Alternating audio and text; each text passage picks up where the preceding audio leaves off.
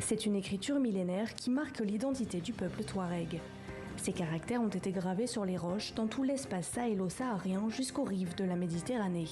Pour Mohamed Ewangui, paléo-anthropologue, les Touaregs sont les seuls à lui avoir donné un nom, le Tifinagh.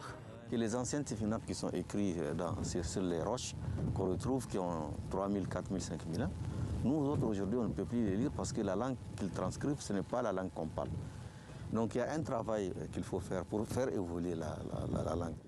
Dans les années 80, l'Institut royal de la culture amazigh au Maroc propose de numériser une nouvelle version de l'alphabet Tifinagh. Mais pour Rissa, difficile de communiquer avec ces caractères dont certains ne correspondent pas à ceux qu'il connaissait. C'est une application que les gens utilisent, mais pour ceux qui parlent le tamashek, c'est difficile de communiquer avec les caractères sur ce clavier. Avec l'apparition de cet alphabet, Inknan remarque la disparition d'une vingtaine de caractères originaux.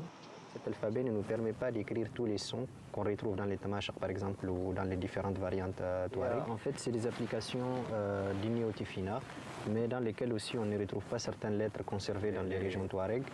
Donc il faut un travail pour réintégrer ces lettres dans les systèmes numériques.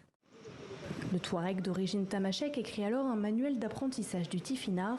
Il y propose d'uniformiser l'alphabet, réhabilite d'anciens caractères originaux et rajoute de nouveaux sons et voyelles pour faciliter la lecture. Aman, Iman, Eman. En fait, Aman c'est l'eau, Iman c'est la vie, Eman c'est les poissons. Donc ça s'écrit de la même façon. Avec les voyelles, on a Aman, Iman. Avec les voyelles, ici, c'est très clair et c'est lisible pour tout le monde. Pour Gaïchita, cette méthode lui permet d'apprendre le Tifinagh plus facilement. L'étudiante aimerait ensuite écrire un livre sur l'histoire de son peuple, jusqu'alors transmise oralement. Si vous voyez une histoire touareg écrite, peu de probabilité que ça soit écrit par un touareg. Toutes les histoires que je vois maintenant sur les réseaux sociaux, sur les touaregs, elles ont été écrites par des historiens français ou des historiens arabes. Mais les Touaregs de chez nous, ils n'écrivent pas.